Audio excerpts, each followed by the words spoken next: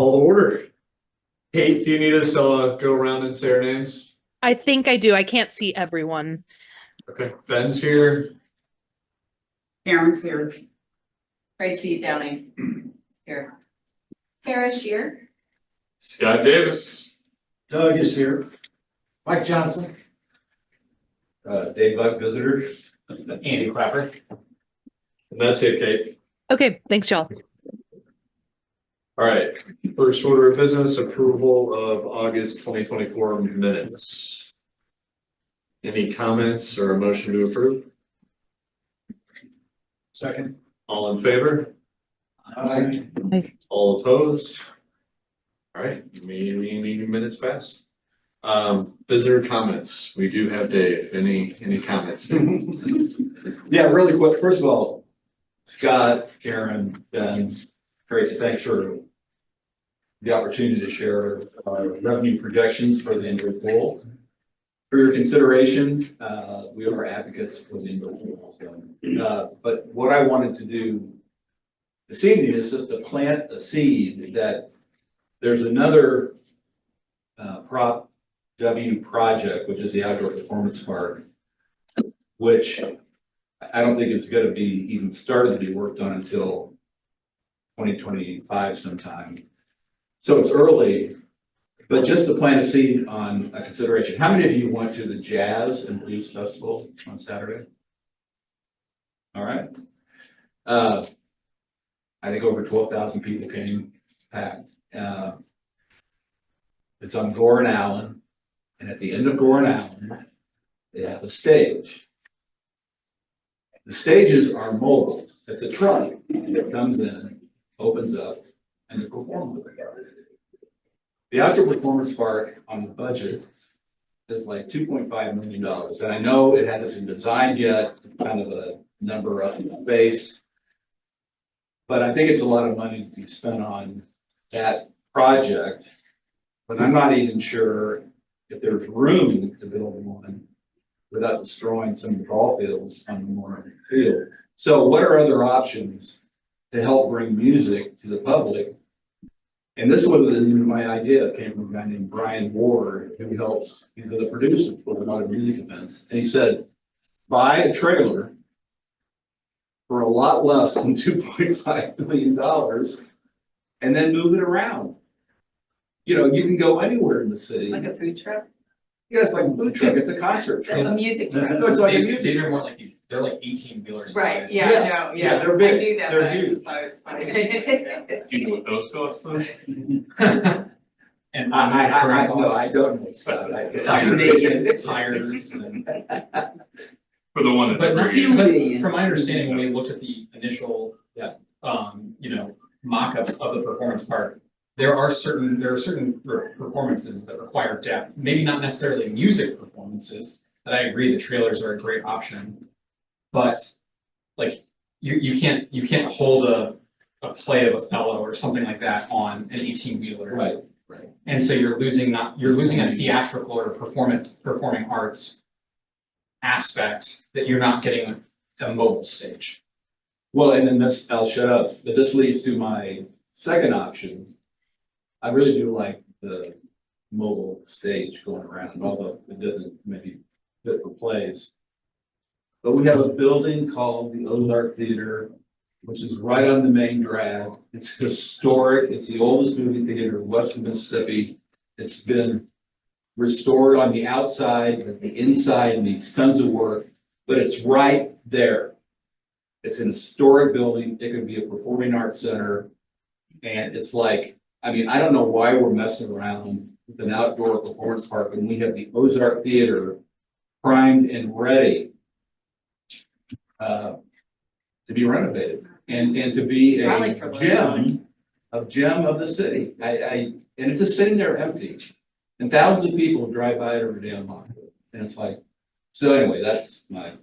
Who owns the Ozark Theater? Yes, I'll say it's probably owned. Yeah, well, it's owned by Margaret Stevens. Dan Stevens passed away a couple of years ago. And she's gonna wanna sell. I mean, so it'd be like potentially private public money. I don't know how it all works. But all I'm saying is that conceptually versus building a new thing, we have this beautiful building, historic building on Lockwood, right in the center of town. That's what we got to propose. So that's my 2 cents. Do you or does anybody at this table know what the current proposal is for the outdoor theater under Prop W? We haven't designed it or anything, so that'll be part of the public input process, is finding out where, how big, how small, what other amenities, does it have a restroom, does it have concessions, is it just a stage, all that stuff is still TBD. So on the initial data collection through the survey, and then also on the Prop W vote itself, a location wasn't specified. No, a lot of the things that were on Prop W were still, potential likely projects, but they haven't been, It's not like it's haven't been specific. signed yet, Okay. yeah. And we don't know in that initial survey, since 1 in 4 of those survey respondents don't live in Webster, do we have information on what percentage of like the vote for any one item was people who lived in Webster versus not lived in Webster? On the On the, aquatic survey, no, the original balancing act Oh, survey, gotcha, the original, gotcha. that gave us all the different choices. I don't have an answer for you on that one, I have to Okay. dig in and look in the I just didn't know if back that end. was something we could even get from that data, Likely, Yeah, yeah, I would think that would be a great thing for someone from an adjoining municipality to want, like, I'll let them spend the money on a music venue, I get to go over. My house is quiet when I put my kids to bed, but I've got a neighboring sure. facility, so, that they're paying for. So, I don't know, I would just be curious about that. So say your question again, so I can see if I can pull that data for next time. What percentage of the positive respondents for in particular, the outdoor theater were actually Webster residents? So what percentage were residents versus non-resident? Yeah, I'll look and see. I would think that would be part of it, but the longer we actually set that up, so I don't recall. Well, and I love that which- Webster, which I way mean, they set it up. community days, we pull people from all sorts Sure. of communities, and I think everybody loves that, so. Just curious. Okay, on to old business, update on naming of Oxford Bend Park. Probably finishing that note for myself, so I know what I'm doing. So council officially voted on Oxford Bend Park and passed that to council. It is with Great Rivers Greenway. They are meeting their board of directors, I think it's October 12th. They are presenting the same name. They know we've already passed it, so should be a slam dunk if they're October 12th, but just wanted to bring that back to you guys since you all made that recommendation. Just keeping the loop on where it is. And then on naming of the rec complex, I presented your all's recommendation 2 council meetings ago. Council liked it, put it on the agenda for last week. Had first and second reading on it last week. And it's on for next 2 days for a 3rd reading. To name it the Benny Gordy Recreation Complex, with the recommendation that you guys put forward.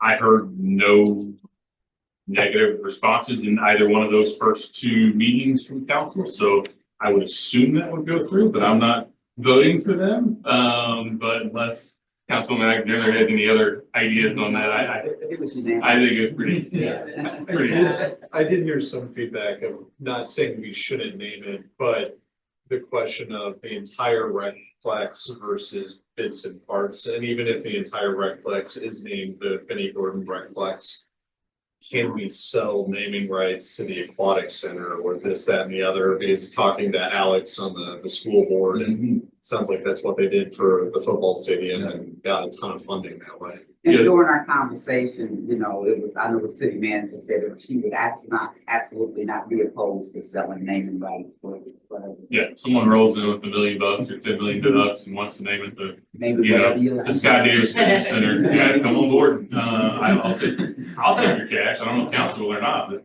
you can write a check to me if not. Yeah, I think that council, maybe the mayor might have asked that in the original recommendation when I presented it, same question, if if we're talking about the entire complex, are the individual areas still up for potential sponsorship type of thing in the future? So, historically, that hasn't happened very often with nearly as much with rec complexes as it has with schools and universities things. There's a stronger alumni sense, you know, with your hometown high school or your college, wherever you went, to give money back to that than there is to give to your local city government. But not saying it wouldn't happen. I have talked to fitness folks before about, and there are a few gyms that are fitness that are named after. I think we even talked to your friend who's opening up the urgent care, talk urgent care. So something like that. There's a couple that some of them are Mercy Hospital based, and they'll have a physical therapist office or something like that in there. And sometimes they name it with a little bit of naming rights money there, but it is not typically in the 7 figures. So, but I'd even assume 6 figures. So,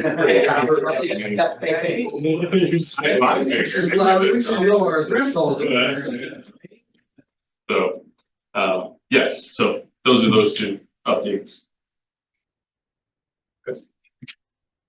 On to new business and New business, I don't want to dig into this real deep tonight. I just wanted to give you guys this spreadsheet. I started this, we are time of year historically is when we have looked at our fee schedules for memberships, daily admissions, room rentals, all that kind of stuff. So, and increase them if we need to, if we think we ought to. We go back and look at the top. There hasn't been a ton of fee changes, you know, since really the fitness center opened in 2008. There wasn't much done at all until minimum wage went up. When minimum wage started going up in 2019, we kind of embarked on a little bit of a fee increase every other year, mixing in daily admissions one year and then memberships and rental fees the next year, in regards to that pretty massive minimum wage increase, which is one of the largest portions of our expense budgets. People is about 70% of the city's budget. Same with Parks and Rec, and our part-time staff with that minimum wage increase is you know well over 50% of our probably closer to 65 or 70% of our people budget is part-time staff. So that really impacted us. So we haven't done a fee increase in the last couple of years. We knew as we were approaching Proposition W that we didn't want to ask for big fee increases and $20 million. Not that we got your $20 million and now we want more fees. That's not what I'm really looking for. But since we haven't done any increases in 2 years, next year will be 3. I think there's some opportunity to look at some of these. So the first page there, the white portions is where our current membership numbers are, the current amount, you know, so that first line, full facility, individual, we've got 130 memberships, it's $330, so that's $42,900. Looking at maybe a $5 increase on there, to take it to $335 for the year with the same amount of people, it'd be $43,550. So the yellow columns are kind of the potential increases. A lot of them don't change. Some of them do. Out on the right, that little gray box. Webster has a different pricing scheme than a lot of other cities do. So it's not always apples to apples, but I pulled some of the other local rec complexes. So you have those numbers. Those numbers there, that $258 for Richmond Heights, that's for an individual resident, and the $443 is for the non-resident fee. Just trying to get this all on one piece of paper so you can bog you down with 20 sheets of paper. So, and I'll have a fuller presentation. I wanted to give this to you all so that you guys could have a little bit of time to digest it over the next month, and then we can discuss it more in depth next month when there's an actual presentation. I'll look for you guys to give input on it, and then if you desire, make any recommendations. The back page of this is, I'm sorry, the bottom of that, daily fees down at the bottom are basically our daily fees for fitness center, gymnasium, aquatics, and the rink. Again, some associated changes. The big one on that is, and by far the biggest dollar change of anything, is on the outdoor pool for non-resident memberships. Sorry, non-resident daily fees. Right now we're at $10, looking to go to 15 on that. And if you flip the page over. I'm sorry, Scott, I'm not seeing where you're talking. Okay, sorry, Here, bottom right, the fourth column down, yeah, Okay, going from $10 to $15 is generating kind of estimated. Gotcha, okay. that's an extra 68,000, yeah. okay. So that $15, go ahead, yeah. This is just a silly question, but do we get feedback on, like, do we get a lot of people who cannot afford or where money is an issue for people who can't come and use the facilities? Not a lot. We do have a scholarship program that's available, and we offer scholarships, and it's reasonably easy to get that. We're revamping it to make it even easier to get those for folks that have income needs. But I don't hear a ton of I don't hear a ton, so just that way. It's not meaning that there aren't people that can't afford it. If there are, they're not coming and telling me about it. Because we do have scholarships available, and you know, there's ways to make that happen. So same situation for the pool. The pool is kind of the same. You know, we've had the freestyle pool pass the last several years, which has been up until last year was all privately funded and allowed more people access to the pool that weren't coming, and maybe they weren't coming because they had financial difficulties paying that, and so it certainly did increase the usage of that. And that freestyle pass is each year has gotten more and more used to the fact that they actually ran out of money this year and had to limit the number that they were able to give out. And so the So groups that that and the scholarships that you're talking about before that are separate things. they are separate things, yeah. So the freestyle pass is actually looking to revamp a little bit and potentially limit the local geographic regions around us, because right now it's open to anybody that walks in and says they'd like to get a freestyle pass. Okay. So we get people from Benton, from Bethalto, Illinois, from wherever, you know. I had a couple from Wisconsin, you know, which could have been grandkids visiting grandparents, you know, so that, you know, who knows, but they're talking about potentially limiting that to just the zip codes that are immediately around Webster. But Is that the same thing that, because I know the Webster Coalition buys so many passes every year to give, is that the same thing as the freestyle pass? yeah, Scott, when you're coming up with these prices, are you just looking at other municipalities, or is that your number one? Are you taking average household income, or like how many variables are you looking at when coming up with these prices? mostly it's our revenue and expenses and market conditions relative to the other community centers. I'm not digging as deep into seeing, because I don't collect the data on, like, you know, our fitness members, what are their household incomes, you know, we don't collect any data like that on them. I mean, I could get it for the whole city, That's what I was thinking. but, you know, and I suppose you could compare Webster's fees and our household income to Kirkwood's fees and their household income to Crestwood's or whatever. If we wanted to do something like that, I never have gone down that path. So 90% is you just kind of looking at what the other municipalities is doing and say, okay, am I in range to kind of match my expenses? Not trying to price ourselves out.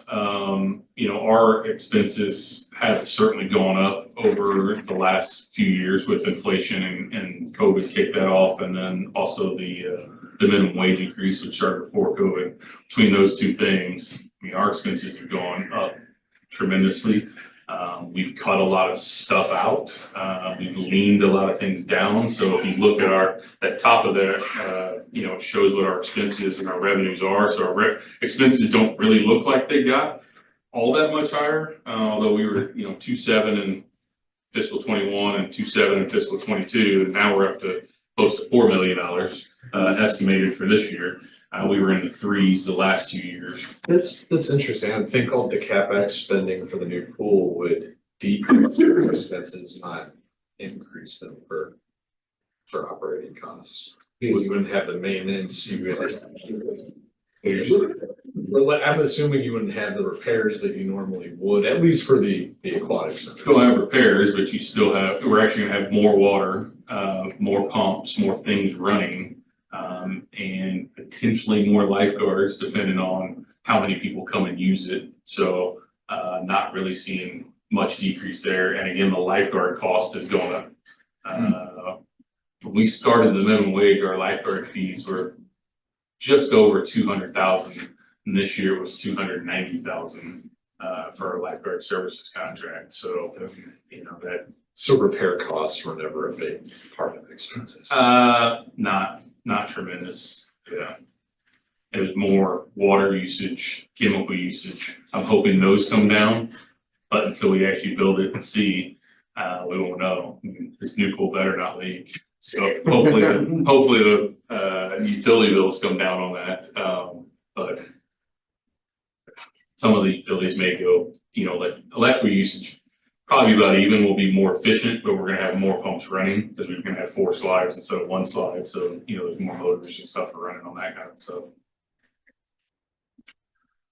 On the back page, the gray box at the top is daily fees from other communities as well. So the big one I wanted to highlight was on the aquatics. So that's the middle column there.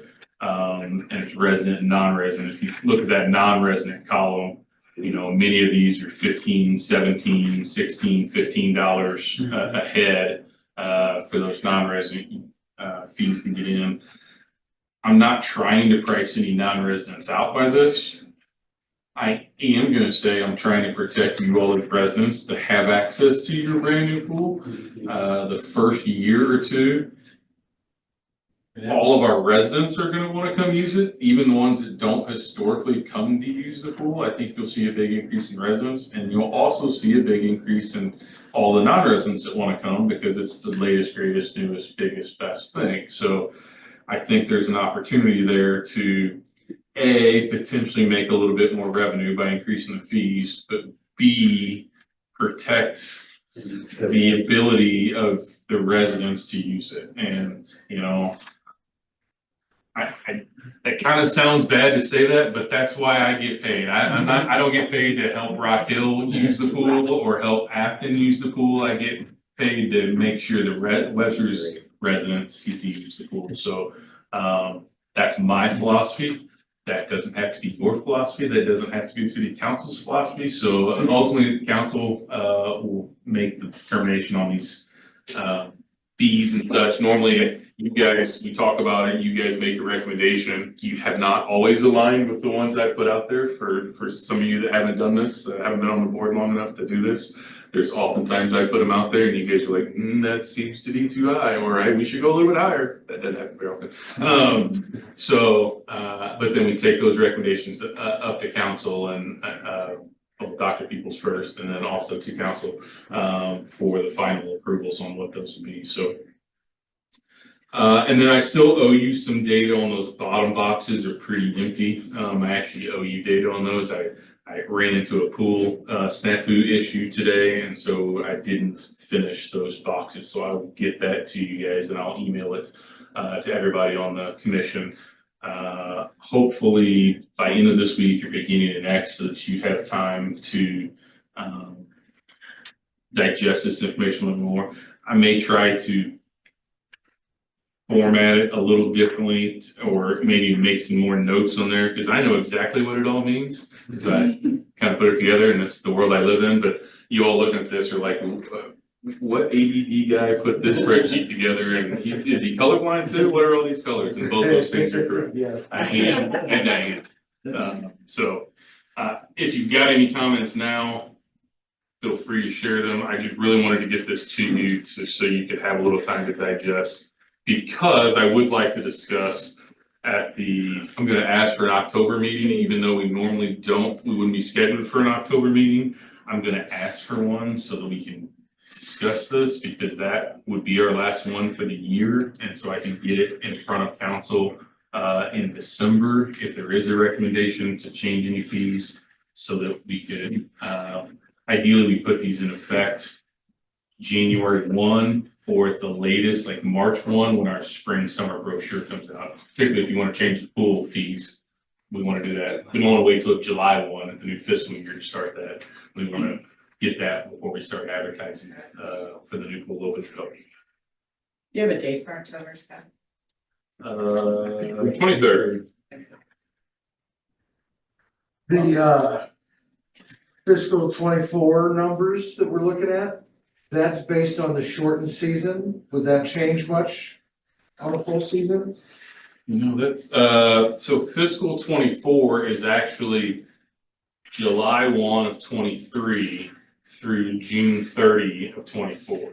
So it included a full year of Includes summer. includes a Yeah. full year of, okay. So fiscal 25 will actually be short revenue this year because of the pool Because of club, that, okay, but we're also gonna be short expenses. right. And most of the revenue for the pool comes in at the beginning of the season. Cause you're looking at, talk about raising, or that's still, it's 14,000 people that use our pool, out of resident, non-resident. But then you've got no price increase for the resident, proposed increase? Cause y'all just gave us $20 million. So I was really trying not to raise resident rates Right, very right, much at right. all. That seems reasonable. And that was a question that came up numerous times throughout Prop W discussions. And several members of council have asked that question numerous times. Are you gonna come back and try to, we just asked the residents for a whole bunch of tax dollars. Are we also going to ask them to pay more for pool admissions? And I've pretty much been pretty firm saying, I think the residents, the $6 is a pretty good rate. Yeah, compared to what you're showing on the other cities, it is one of the lowest. But I agree, I think. If you think it ought to go up, you can certainly make that comment statements. We probably have more resident members than daily admission on a percentage basis. And on the non-resident side, we have much more daily admission than we do membership ratio wise. So My immediate reaction is for a new pool, going up to one of the higher amounts makes sense. Trying to gouge anybody, 'cause it's still not the highest one out there. Whether it's 15, If you wanna use the fancy slide next year. yeah. Not paying the taxes. We've talked so much about the pool, but like for the fitness center or ice rink, any notable either expense or revenue changes? there's a couple $5 on the fitness and full facility changes, this column right here for residents, at the very top, the full facility, one first individual, there's a 330 is our current, and I was proposing to go to 335, so a $5 increase. Memberships haven't been raised again since 2022, so $5 over the course of 3 years is not a huge increase. Most of that on the $5 side, pretty minimal. The only one that I thought was aggressive is that non-resident pool. Will Prop W, I can't even remember if we're doing solar panels or We are. whatnot. Do we expect expenses to come down in the next couple of years on any facility? So we're getting ready to put out our solar RFQ right now, request for qualifications right now. We have $1.5 million tagged for solar projects in the park system. Probably $1 million of that will be here at the rec center, where it makes the biggest impact. So we're looking at, pretty much cover the the roof line of the ice rink and the gymnasium and maybe some of the pool house and maybe some shade structures in the pool. There will be some cost savings on those. I don't know what, because I've got some quasi proposals, but nothing's been fully vetted and put out yet. And there's always a payback on those, so it depends on if you're looking at, depends on if you want to talk about year one expense reductions, or if you were looking at life cycle costs when you hit that break. So that break even point's 12-ish years, but And I guess it was that's almost. different money. It's CapEx versus That's, operating. that's So, what I was yeah, it is wondering, different. since we're treating it Yeah. differently for the pool, I was almost wondering if council or you were thinking, hey, if we can save $1 million by year 3 in operating expenses, could we then reconsider the indoor pool or whatever we Yeah. may want to do at that time? The ones I have seen on the solar were replacing roughly 30 to 40% of this building's usage. Our electric consumption on this building, boy, gonna go with, it's about $150,000 a year. So if you knock 30% of that off, it's not chump change. It's, you know, tens of thousands of dollars. But until we get a real quotes on them and see what that would actually be, it's hard to say. I had 3 different companies kind of give me baseline proposals, but not fully lay them all out. I knew we were gonna have to go out for bid on them anyways. I guess I'd just love to know if council or the mayor or whomever, just if they are gonna be tracking that at some point and going, okay, instead of just diverting that savings back to the general fund, will it actually benefit Parks and Rec? The utilities actually got all taken out of Parks and Rec a couple of years ago, so they're no longer in the expense budget for Parks and Rec. They got all the city's utilities got centralized in the finance department. We've been centralizing a lot of things like that. All the custodial supplies now got centralized in Public Works. So things like that are, so far everything's come out of my budget and nothing has been centralized into it, which kind of looks great. It makes our return on investment look a little bigger, but I always have to put a big asterisk on that we're no longer paying, you know, $300,000 and $400,000 in utilities by the time you throw in water and sewer and electric on top of that, so. So the short answer is the overall, that improvement we'll see in the general fund, we won't necessarily see it in the Yes, ma'am. Parks and Rec budget. Go right ahead. I have a couple of questions. Sure. So the non-resident full facility, individual, second and third. Wait. Yep. First and second are going up. That first is going up by $200. It looks like there's only one person. Ooh, that's Is this- that's a typo.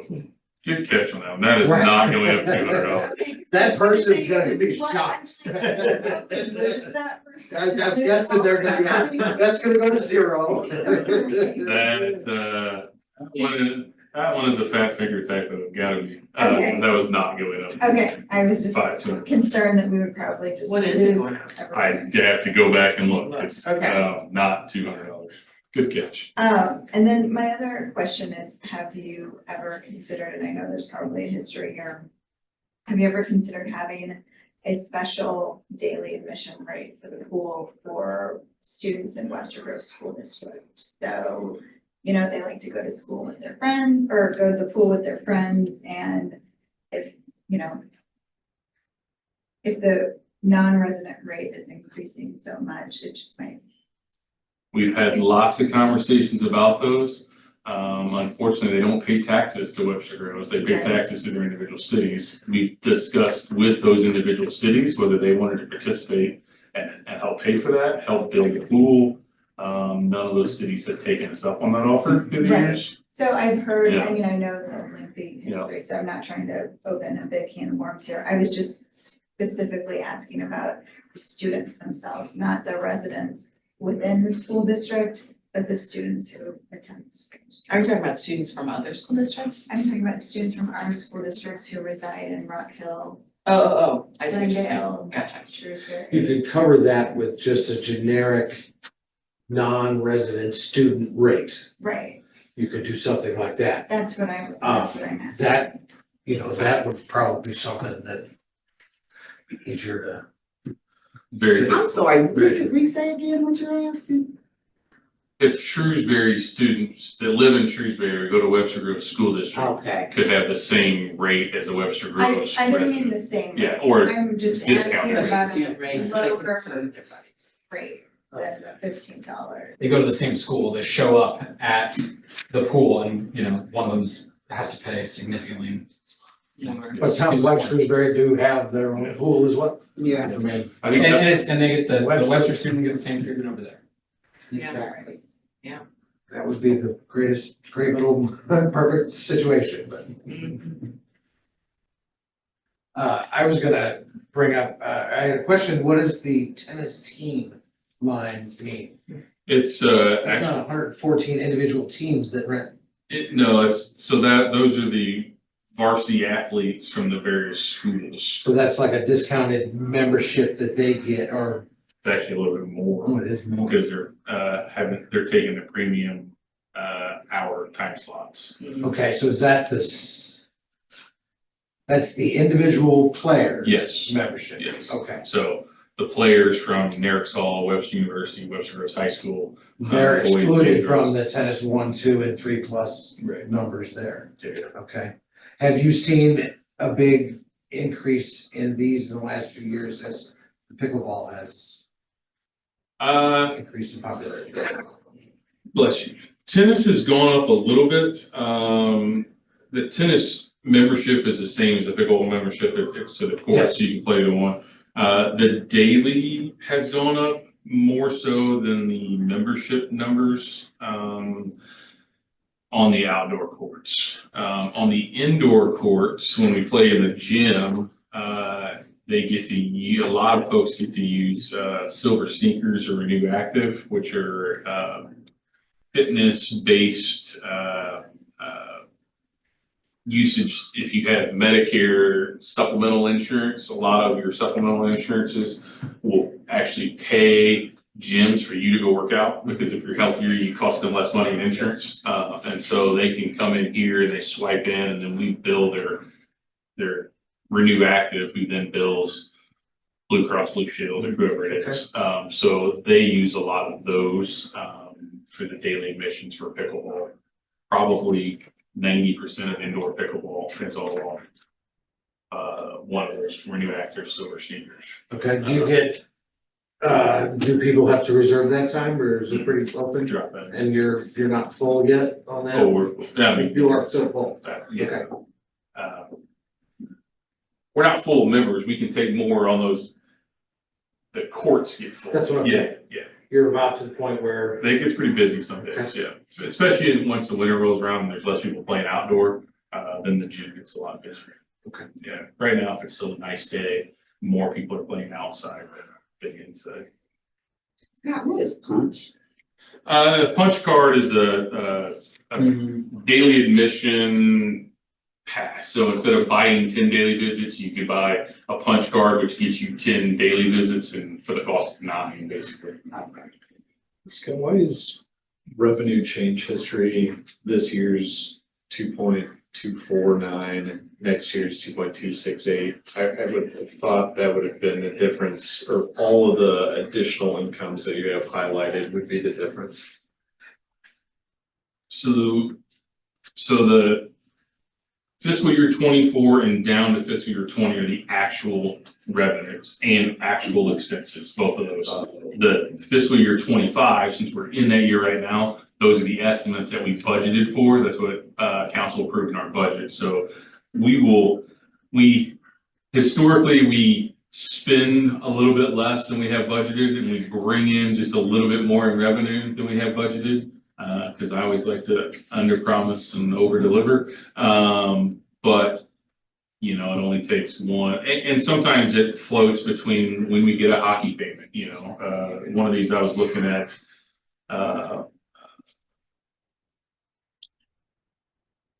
think it was fiscal year 23, the revenue is the highest one on the page. And I went back and looked at that, and you see fiscal year 22 revenue is significantly less. Well, we got a $75,000 hockey payment that came in and got processed on like July 5th instead of June 30th. Because it was for spring hockey that didn't get paid until midsummer. So something like that on a big ticket, $100,000 invoice really goof up a 1 year projection sometimes. So these are the actual revenue and expenses, not the change, right? Correct, those are the actuals, yeah. The change was up top, the fee change history, from the previous years, those were the estimated ones when we did it. And then the yellow line is, I'm estimating about $100,000, total fee change. If all the things that were on here, were the same, it would be about $100,000 more in revenue for the next fiscal year. And most of that comes off the non-resident pool memberships. So that first highlighted line, is that date? Oh my gosh, that's not a typo, that should be Okay, that should 2024. be 25. That should be 25. I told you, I didn't get time to finish this today. I almost didn't bring this, but I'd already put it on the agenda, so. So the very first line, the highlighted line is 25? Should be proposed January 1st, 2025. Yes, gotcha. That's what I'm proposing in this whole thing. So proposed memberships, daily rental increases would go into effect of 2025. Like I said, I apologize. I will clean this up and get a clean copy that's fully done to you guys. Kind of embarrassed now already. No, keep looking, because if you find it, then I can fix it before we get into the real discussion about it.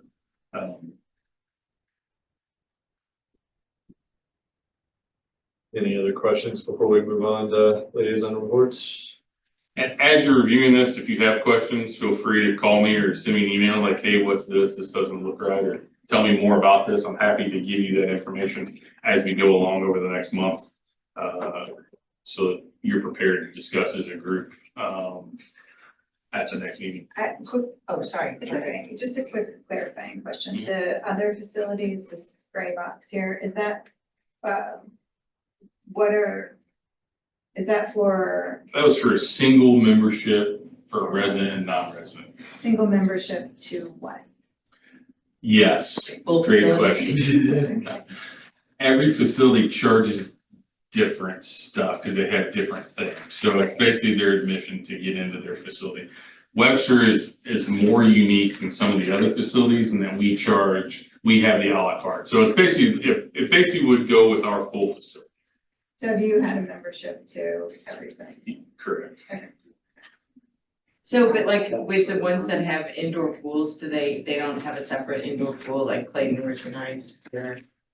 So Richmond Heights, if you went there for your $258 as a resident, you would get access to their fitness center and their indoor pool and their gymnasium. Okay. That's what they have inside their building.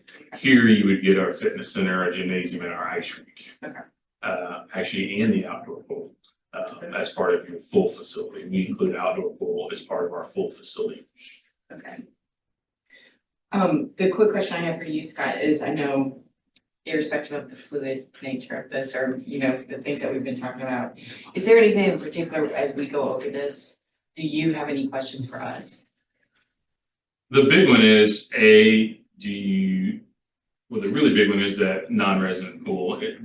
How do you guys feel about that? B, do you think, your neighbors in your community, do you think these fees are in line with what you feel comfortable paying, what your neighbors feel comfortable paying? I'm certainly not trying to price anybody out of coming. I want everybody to be able to come and participate and hang out here. That's generally what I like to do, because I'm a fun time go place person. I'm just trying to meet our expenses as best we can, so I'm not trying to price this out. But if anybody's feeling that these are too high, or maybe they're not high enough because Webster's not some other cities and is a little more fluid than some cities? Can you pay more or whatever? Those are the questions that I would like you guys to answer at some point. Thanks. And if they think that the passing of the bond impacts their thought about whether there should be increases. For residents at all, yeah. Right. It's free next week. I mean, that is certainly a good consideration, because y'all did just pass $22 million worth of future taxes that are coming, to build all this stuff out, so we were cognizant about not wanting to hit you before that, and I'm not trying to hit anybody hard after that.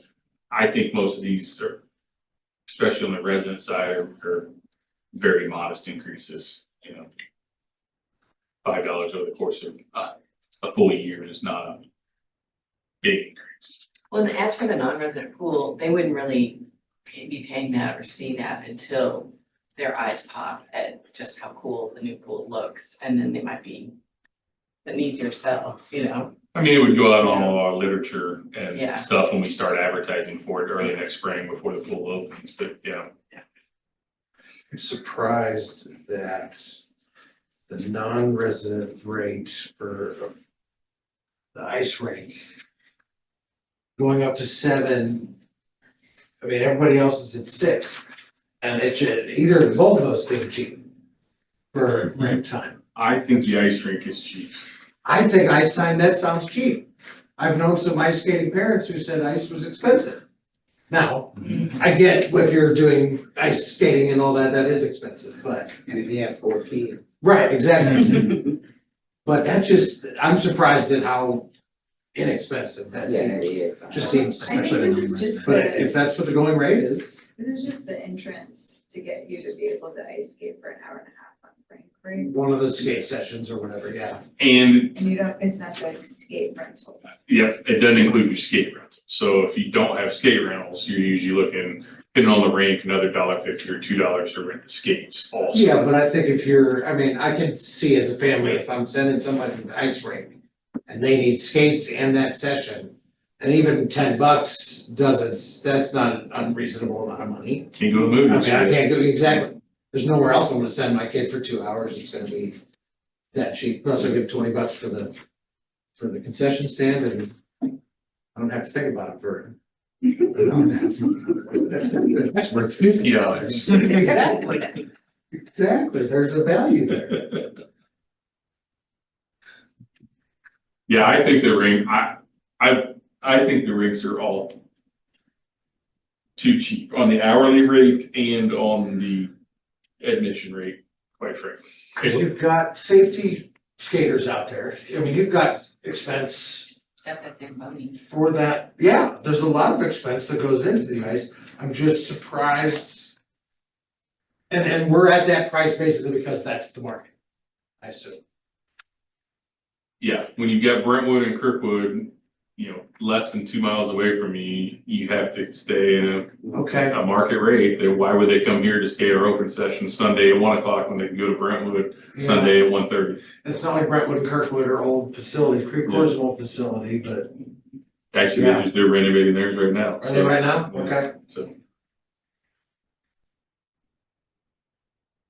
Ready? Just push it, $1, see where it goes. come back with that, I'd be happy to. put And I that. think that's what you have on here, Yeah. actually. Yeah. Yeah. I did, I moved it up 50 cents for, I think, for the rest. I hate change. And I don't wanna talk bad about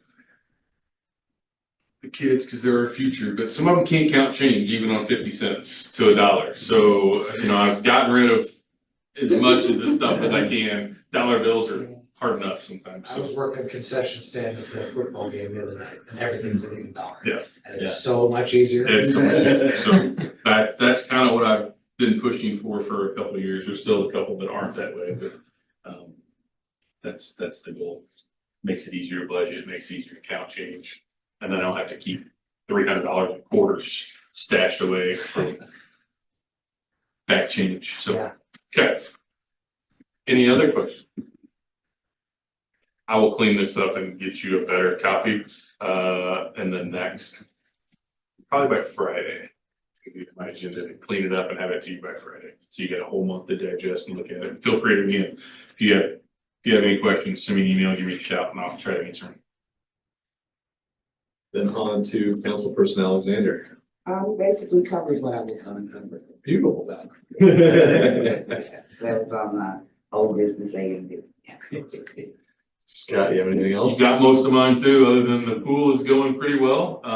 They are out there, almost done with, stormwater, new stormwater lines, that they're putting in. As soon as that's done, they've already started doing some grading. Then they'll come in and actually start, digging and pouring pool walls and setting actual pool pipes.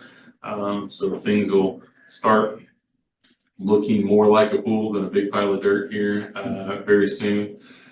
I have some renderings that I'm gonna be putting out that show the latest visions of everything. Colors have been picked now, so the latest colors on all the slides and the play features and all that stuff. So we're putting that out because there's been a lot of people who've been wanting to see what that's gonna look like. We still are in the design phase, which gosh, I thought would have been done by now, and change order phase.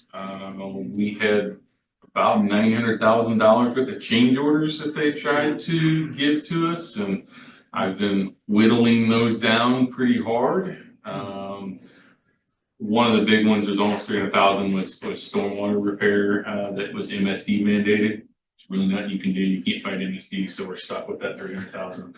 The other one was another 300,000 was making the slide towers taller, bigger, longer. I think we've talked about that. So that's one that we would like to do. It actually saves us operating expense in the long term and will pay off by not having another lifeguard out there sitting just to watch one top of one slide to let people go.